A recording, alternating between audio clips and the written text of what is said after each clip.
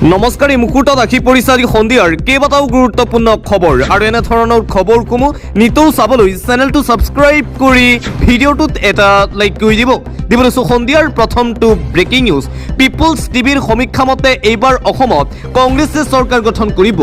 People's টিভিৰ সমীক্ষাত কংগ্ৰেছে পাব 64ৰ পৰা 69খন আসন।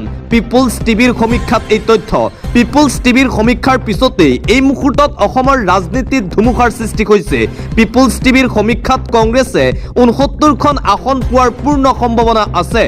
ইপিনে পিপলছ টিভিৰ সমীক্ষা মতে 50ৰ পৰা 51খন আসন পাব পাৰে ভাৰতীয় জনতা পাৰ্টীয়ে। ভাৰতীয় জনতা পাৰ্টীৰ মিত্ৰজোঁটে এইবাৰ অসমত চৰকাৰ গঠন কৰাৰ বিপৰীতে কংগ্ৰেছৰ নেতৃত্বত বিৰোধীয়ে চৰকাৰ গঠন কৰিব বুলি তথ্য। বিজেপি মিত্ৰজোঁটে 50ৰ পৰা 51খন আসন পাব। পিপলছ টিভিৰ সমীক্ষাত AIUDFক 7খনতকৈ অধিক আসন দিয়া হৈছে। বিজেপি, AJP, BPF সকলো মিলাই 50ৰ পৰা 51খন আসন পাব।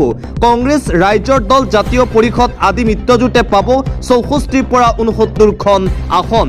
আপোনাৰ মতে এই সমীক্ষা কি বুলি ক'ব কমেণ্ট বক্সৰ জৰিয়তে জনাই দিয়ক। দিবলৈছো আন এটা অতিকৈ গুৰুত্বপূৰ্ণ খবৰ। পৰাস্ত হ'বলৈ গৈ আছে তিনি গগৈ। গৌৰৱ গগৈ, লুৰিণ গগৈ, অখিল গগৈৰ সমষ্টিত জিকিব বিজেপিৰ প্ৰাৰ্থী। এই দাবী কৰিছে ৰাজ্যিক বিজেপিৰ সভাপতি দিলীপ শইকীয়া। তিনি গগৈ এইবাৰ বৰ বেয়াকৈ পৰাস্ত হ'ব। 4 মে'ত অসমত চৰকাৰ গঠন কৰিব বিজেপি মিত্ৰজোঁটে। অসমত এইবাৰ পুনৰ ধূলিসাৎ হ'ব কংগ্ৰেছ আৰু বিৰোধী। তৃতীয়বাৰলৈ অসমত চৰকাৰ গঠন কৰিবলৈ গৈ আছে বিজেপি মিত্ৰজোঁটে। সঁচা প্ৰমাণিত হ'ব এক্সিট পোল। বিজেপিয়ে 80খনতকৈও অধিক আসন লাভ কৰিব বুলি পুনৰবাৰ দাবী কৰিছে দিলীপ শইকীয়াই। আৰু NDA ট্ৰিপল ডিজিট লাভ কৰিব, অৰ্থাৎ চেঞ্চুৰী পাৰ কৰিব। মন্তব্য ৰাজ্যিক বিজেপিৰ সভাপতি দিলীপ শইকীয়াৰ। তৃতীয়বাৰৰ বাবে প্ৰচণ্ড বিজয় লাভ কৰিম বুলি মন্তব্য কৰিছে দিলীপ শইকীয়াই। 4 মে'ৰ পুৱা 10:30 বজাৰ পৰা 11:30 বজালৈকে বিৰোধীৰ এইবোৰ আৰু নাথাকিব। এইবাৰ পৰাস্ত হ'ব তিনি গগৈ। শিৱসাগৰ সমষ্টিত অখিল গগৈ বৰ বেয়াকৈ পৰাস্ত হ'ব। যোৰহাট সমষ্টিত গৌৰৱ গগৈ পৰাস্ত হ'ব, বিজেপিৰ প্ৰাৰ্থী জিকিব। খোৱাং সমষ্টিত লুৰিণজ্যোতি গগৈ পৰাস্ত হ'ব। 4 মে'ত এই ৰিজাল্ট আপোনালোকে পাব। গৌৰৱ, লুৰিণ, অখিল নিজৰ নিজৰ সমষ্টিত পৰাস্ত হ'ব। এইদৰে তিনি গগৈ আৰু বিধানসভা নিৰ্বাচনৰ ফলাফল সন্দৰ্ভত আজি পুনৰবাৰ মন্তব্য কৰি চৰ্চাত আহি পৰিছে ৰাজ্যিক বিজেপিৰ সভাপতি দিলীপ শইকীয়া। দিবলৈছো আন এটা গুৰুত্বপূৰ্ণ খবৰ। বিধানসভা নিৰ্বাচনৰ ফলাফল ঘোষণা কৰাৰ পূৰ্বে আজি বিধানসভা নিৰ্বাচনক লৈ মন্তব্য কৰিছে বিজেপি তথা প্ৰাক্তন কংগ্ৰেছ সভাপতি ভূপেন কুমাৰ বৰাই। ৰাজ্যখনৰ বিভিন্ন ঠাইত যোগসূত্ৰ থকা লোকৰ পৰা খবৰ লৈ কৰা মূৰ সমীক্ষাত বিজেপিয়ে 90খনৰো অধিক আসন লাভ কৰিব। বিজেপি তথা বিহপুৰীয়া বিজেপি প্ৰাৰ্থী ভূপেন কুমাৰ বৰাৰ এই দাবী। 90,000তকৈ অধিক ভোটত ভূপেন বৰা জয়ী হ'ব বুলিও মন্তব্য কৰিছে ভূপেন বৰাই। পৰৱৰ্তী খবৰ। গৌৰৱ গগৈলৈ মোৰ সহানুভূতি থাকিল, তেওঁ চেষ্টা কৰিছিল। গৌৰৱ গগৈ পৰাস্ত হ'ব, আজি এই ঘোষণা কৰিলোঁ। নিৰ্বাচনৰ ফলাফল ঘোষণা কৰাৰ পূৰ্বেই গৌৰৱ গগৈক পৰাস্ত ঘোষণা কৰিছে বিজেপিৰ যোৰহাট সমষ্টিৰ প্ৰাৰ্থী হিতেন্দ্ৰ নাথ গোস্বামীয়ে। গৌৰৱ গগৈ মুখ্যমন্ত্ৰীক হ'ম বুলি ভাবিছিল, কিন্তু সময় লাগিব। বিজেপি প্ৰাৰ্থী হিতেন্দ্ৰ নাথ গোস্বামীয়ে এইদৰে গৌৰৱ গগৈ সন্দৰ্ভত কৰিছে মন্তব্য। গৌৰৱ গগৈয়ে চেষ্টা কৰিছিল, কিন্তু এইবাৰ যোৰহাটত পৰাস্ত হ'ব গৌৰৱ গগৈ। এইদৰে মন্তব্য কৰিছে বিজেপি প্ৰাৰ্থী হিতেন্দ্ৰ নাথ গোস্বামীয়ে। অন্য এটা খবৰ। তিনি গগৈ সন্দৰ্ভত পুনৰবাৰ মন্তব্য কৰিছে বহু চৰ্চিত মন্ত্ৰী জয়ন্ত মল্ল বৰুৱাই। অসমত তিনি গগৈ বুলি যিটো শব্দ চলিছিল, সেইটো 4 মে'ৰ পিছত একেবাৰে অপ্ৰাসংগিক হৈ পৰিব। কংগ্ৰেছ চলি থাকিবৰ বাবে ভিন্ন ধৰণৰ কথা কৈ থাকে, কিন্তু ৰাইজৰ যি আশীৰ্বাদ, সেই আশীৰ্বাদ ইতিমধ্যেই EVMত আবদ্ধ হৈ ৰ'ল। জয়ন্ত মল্ল বৰুৱাই এইদৰে তিনি গগৈ প্ৰসংগত আজি পুনৰবাৰ সংবাদ মাধ্যমৰ আগত নিজৰ প্ৰতিক্ৰিয়া প্ৰকাশ কৰে। পৰৱৰ্তী খবৰ। এক্সিট পলক লৈ আজি পুনৰবাৰ মন্তব্য কৰিছে অসম জাতীয় পৰিষদৰ সভাপতি লুৰিণজ্যোতি গগৈয়ে। এক্সিট পোলে কেতিয়াও শুদ্ধ ফলাফল দিব পৰা নাই। এক্সিট পোল সম্পূৰ্ণৰূপে মিছা। এক্সিট পোল আৰু প্ৰকৃত ফলাফলৰ মাজত আকাশ পাতাল পাৰ্থক্য আছে। এইবাৰৰ ৰাজনৈতিক বাস্তৱতাৰ দাপোন 4 মে'ত সেয়া ৰাইজৰ আগত প্ৰকাশ পাব। 4 মে'ত বিৰোধীৰ চৰকাৰ গঠন হ'ব বুলি পুনৰবাৰ দাবী কৰিছে অসম জাতীয় পৰিষদৰ সভাপতি লুৰিণজ্যোতি গগৈয়ে। অন্য এটা খবৰ। গুৱাহাটীলৈ তলব কংগ্ৰেছৰ সকলো প্ৰাৰ্থীক।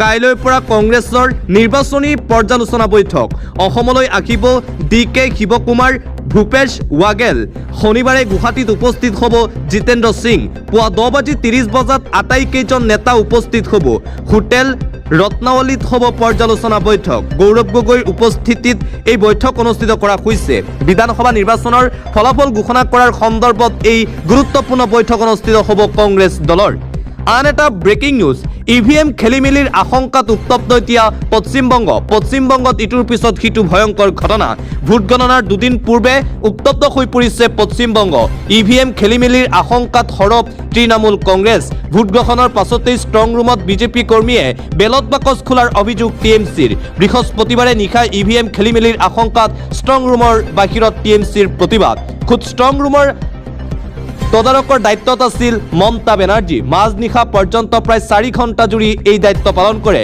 EVM খেলিমেলিৰ চেষ্টা কৰা সকলোলৈ সকিয়নি মমতাৰ যদি কোনোৱে EVMৰ খেলিমেলি কৰিব বিচাৰে আমি তাৰ বিৰুদ্ধে জীৱন মৰণৰ ব্যৱস্থা ল'ম ভোট গ্ৰহণৰ পূৰ্বেই এইদৰে এতিয়া পশ্চিমবংগত ভয়ংকৰ ঘটনা দেখিবলৈ পোৱা গৈছে আন এটা গুৰুত্বপূৰ্ণ খবৰ হসা প্ৰমাণিত হ'ল কংগ্ৰেছৰ যুৱৰাজ ৰাহুল গান্ধীৰ ভৱিষ্যত ৰাহুল গান্ধীয়ে কৈছিল ভাৰতৰ যি ৰাজ্যসমূহত নিৰ্বাচন অনুষ্ঠিত হৈ আছে সেই ৰাজ্যসমূহৰ নিৰ্বাচন অনুষ্ঠিত হোৱাৰ পিছৰ দিনাৰ পৰাই বৃদ্ধি পাব গেছৰ মূল্য আৰু সেয়াই হ'ল চলিত বছৰত বৰ্তমানলৈকে বৃদ্ধি পালে গেছৰ মূল্য 993 টকা পৰ্যন্ত বৃদ্ধি পাইছে গেছ চিলিণ্ডাৰৰ দাম 1 জানুৱাৰী তাৰিখে আছে বৃদ্ধি পাইছিল 111 টকা 1 ফেব্ৰুৱাৰী 50 টকা 1 মাৰ্চ 31 7 মাৰ্চ 115 1 এপ্ৰিল 218 আৰু আজি 1 মে তাৰিখ 993 টকালৈ বৃদ্ধি পাইছে গেছ চিলিণ্ডাৰৰ মূল্য এটা জৰুৰী খবৰ 4 মেৰ ফলাফল ঘোষণা কৰাৰ পূৰ্বে আহি গ'ল SOP 4 মেত ঘোষণা হ'ব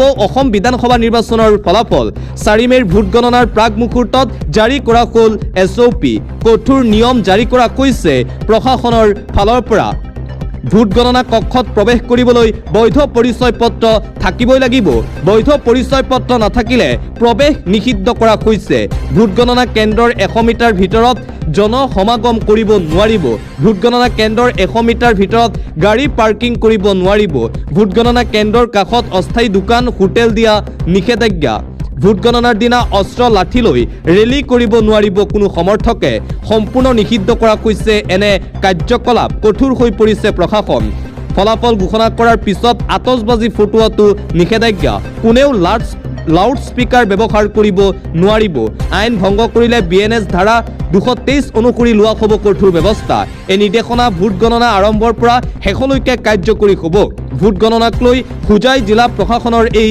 গুৰুত্বপূৰ্ণ নিৰ্দেশনা SOP জাৰি কৰা হৈছে অন্য এটা খবৰ ডিপুৰ ষ্ট্ৰং ৰুমত সন্দেহজনক লোক CCTV কেমেৰাত বন্দী হৈছে সমগ্ৰ দৃশ্য ষ্ট্ৰং ৰুমত পুনৰবাৰ এই অঘটন সংঘটিত হৈছে ডিপুত নিৰ্বাচনৰ ভোট গণনাৰ পূৰ্বেই অসমত ভয়ংকৰ ঘটনা সংঘটিত হৈছে ষ্ট্ৰং ৰুমত অচিনাক্ত 3 ব্যক্তিৰ প্ৰৱেশক লৈ উত্তপ্ত পৰিস্থিতি ডিপু চৰকাৰী মহাবিদ্যালয়ৰ ষ্ট্ৰং ৰুমত এই ভয়ংকৰ ঘটনা কোনো ঊৰ্ধ্বতম কৰ্তৃপক্ষক নজনোৱাকৈ প্ৰৱেশ কৰাৰ অভিযোগ CCTVত বন্দী 3 ব্যক্তিৰ প্ৰৱেশ কৰাৰ এই সমগ্ৰ দৃশ্য ষ্ট্ৰং ৰুমৰ দায়িত্বত থকা বিষয়াই CRPFৰ হতুৱাই আটক কৰে যুৱক কেইজনক তালাচীৰ সময়ত কম্পিউটাৰৰ কিছু সামগ্ৰী উদ্ধাৰ কৰে যুৱক কেইজনৰ পৰা ষ্ট্ৰং ৰুমটো মজুত আছিল ডিপু বোকাজান আৰু হাওৰাঘাট সমষ্টিৰ EVM আটকাধীন যুৱক কেইজন বিকাশ কুমাৰ ৰায় ৰোহিত দাস আৰু সুজিত দাস ডিপুৰ যাদৱ কম্পিউটাৰৰ কৰ্মচাৰী আটাইকেইজন যুৱক কৰ্মচাৰী কেইজনৰ মতে তেওঁলোক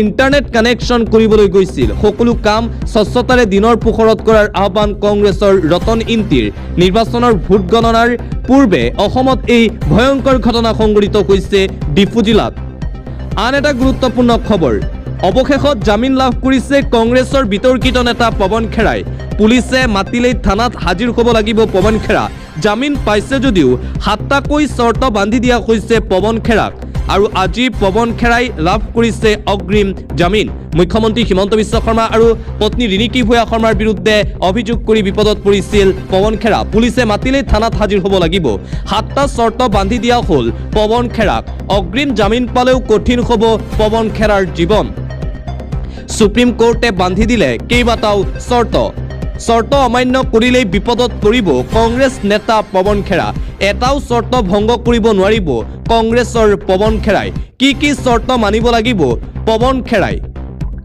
আৰক্ষীৰ তদন্তত পূৰ্ণ সহযোগিতা কৰিব লাগিব পৱন খেৰা যেতিয়াই পুলিচে মাতিব তেতিয়াই থানাত হাজিৰ হ'ব লাগিব পৱন খেৰা কোনো ধৰণৰ তথ্য প্ৰমাণ নষ্ট কৰিব নোৱাৰিব পৱন খেৰা যদিহে নষ্ট কৰে তেন্তে পৱন খেৰাৰ বিপদ নিশ্চিত যিকোনো সময়ত অতিৰিক্ত চৰ্ত বান্ধি দিয়া হ'ব জামিন মঞ্জুৰৰ নথিপত্ৰৰ গোচৰৰ চূড়ান্ত সিদ্ধান্তৰ সৈতে সম্পৰ্ক নাই আজি অগ্ৰিম জামিন লাভ কৰিছে কংগ্ৰেছৰ বহু চৰ্চিত নেতা পৱন খেৰাই মুখ্যমন্ত্ৰী পত্নীৰ গোচৰত জামিন লাভ কংগ্ৰেছৰ পৱন খেৰাৰ পৰৱৰ্তী খবৰ জুবিনে ন্যায় নাপালে পৃথিৱীত ন্যায় শব্দটোৱে নাথাকিব পুনৰবাৰ জুবিন গাৰ্গৰ ন্যায়ৰ সন্দৰ্ভত উচুপি সংবাদ মাধ্যমৰ আগত কান্দি উঠিল জুবিন গাৰ্গৰ পত্নী গৰিমা শইকীয়া গাৰ্গ পুনৰবাৰ জুবিন গাৰ্গৰ ন্যায় বিচাৰিছে জুবিন পত্নী গৰিমা শইকীয়া গাৰ্গে নিতৌ ন্যায় বিচাৰি আছে গৰিমা শইকীয়াই শ্যামকানুৰ জামিন নাকচৰ পিছতেই গৰিমা শইকীয়া গাৰ্গৰ প্ৰতিক্ৰিয়া জুবিন গাৰ্গে ন্যায় পাওক জুবিন গাৰ্গ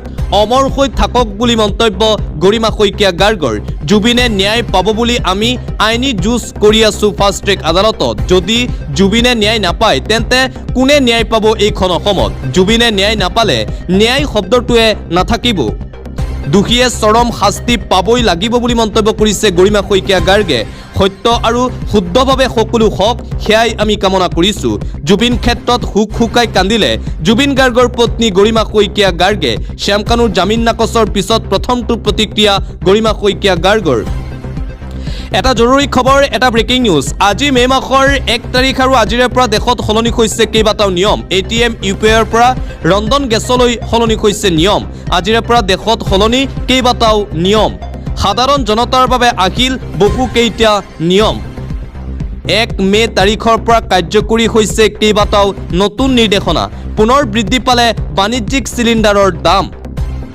19 কেজিৰ প্ৰতিটো চিলিণ্ডাৰত 993 টকাকৈ বৃদ্ধি পাইছে 5 কেজিৰ প্ৰতিটো বাণিজ্যিক চিলিণ্ডাৰত 261 টকাকৈ বৃদ্ধি ইউপিআই ব্যৱহাৰকাৰীলৈ জৰুৰী খবৰ এই মুহূৰ্তত আহি পৰিছে ডিজিটেল লেনদেনৰ ক্ষেত্ৰতো আজিৰে পৰা হাল সলনি হৈছে নিয়ম সাইবাৰ অপৰাধ নাইকিয়া কৰিবলৈ ডাঙৰ পদক্ষেপ গ্ৰহণ ভেৰিফিকেশ্যন প্ৰক্ৰিয়াৰ কেইবাটাও পৰ্যায়েৰে কৰিব লাগিব লেনদেন SBI ক্ৰেডিট কাৰ্ডক লৈও আজিৰে পৰা কাৰ্যকৰী হ'ব নতুন নিয়ম আজিৰে পৰা বৃদ্ধি পাব লেট পেমেণ্ট চাৰ্জ অনলাইন গেমিঙক লৈও কঠোৰ হৈছে এইবাৰ চৰকাৰ কেইবাটাও ভাগত বিভক্ত কৰি চৰকাৰে কৰিব নিয়ন্ত্ৰণ online money game social game e sport হিচাপে 3 ভাগত বিভক্ত এতিয়াৰে পৰা অনলাইন গেমত ধন বিনিয়োগ কৰিলে ৰেজিষ্ট্ৰেশ্যন বাধ্যতামূলক ৰিজাৰ্ভ বেংকৰ অনুমতি সাপেক্ষে বৃদ্ধি এটিএমৰ শুল্ক প্ৰত্যেকটো ট্ৰানজেকশ্যনত ভৰিব লাগিব 23 টকাকৈ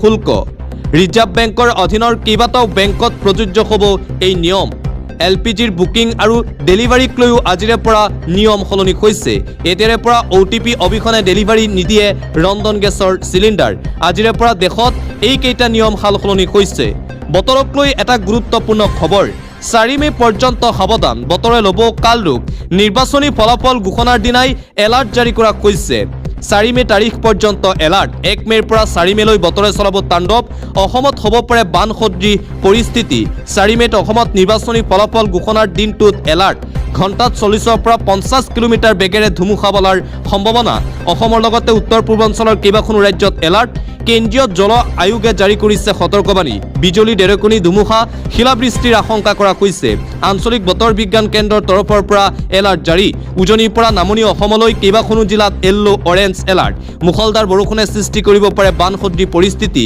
আজিৰে পৰা ধুবুৰী দক্ষিণ হালমাৰা গোৱালপাৰা কোকৰাঝাৰ চিৰাং বাক্সা বৰপেটা বঙাইগাঁও বজালি তামুলপুৰ নলবাৰী কামৰূপ মেট্ৰ' দৰং ওদালগুৰি পশ্চিম কাৰ্বি আংলং শোণিতপুৰ বিশ্বনাথ লখিমপুৰ ধেমাজি ডিমা হাছাও কাছাৰ হাইলাকান্দি শ্ৰীভূমি জিলাত য়েল্লো এলাৰ্ট জাৰি কৰা হৈছে 2 মেত শ্ৰীভূমি হাইলাকান্দি কাছাৰ ডিমা হাছাও জিলাত অৰেঞ্জ এলাৰ্ট 1 মে আজিৰ পৰা অহা 4 মে পৰ্যন্ত এই এলাৰ্ট জাৰি কৰা হৈছে 4 মে পৰ্যন্ত সমগ্ৰ অসমবাসী ৰাইজক সাৱধান আৰু সতৰ্ক হৈ থাকিবলৈ আঞ্চলিক বতৰ বিজ্ঞান কেন্দ্ৰৰ ফালৰ পৰা সতৰ্কবাণী জাৰি কৰা হৈছে পৰৱৰ্তী খবৰ মধ্যপ্ৰদেশৰ জবলপুৰত ভয়ংকৰ ক্ৰুজ দুৰ্ঘটনাত মৃতকৰ সংখ্যা বৃদ্ধি এতিয়ালৈকে 9জন লোকে প্ৰাণ হেৰুৱালে শোকাবহ দুৰ্ঘটনাত হঠাৎ অহা ধুমুহাত বৰ্গী বান্ধত দুৰ্ঘটনাগ্ৰস্ত যাত্ৰী ভৰ্তি জাহাজখনত থকা 30 যাত্ৰীৰ 22 জনক উদ্ধাৰ কৰিছে উদ্ধাৰকাৰীয়ে।